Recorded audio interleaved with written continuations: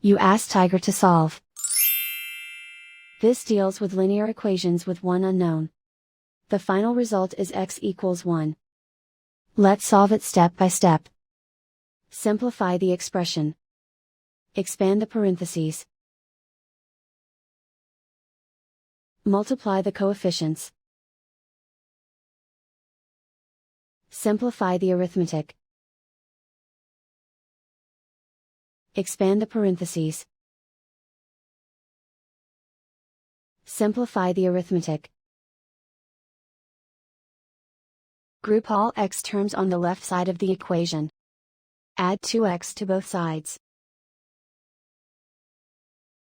Group like terms. Simplify the arithmetic. Group like terms. Simplify the arithmetic. Group all constants on the right side of the equation. Add 36 to both sides. Simplify the arithmetic.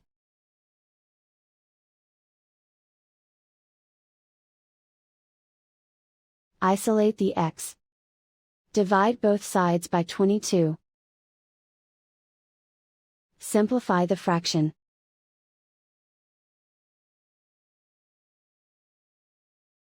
And so the final result is x equals 1.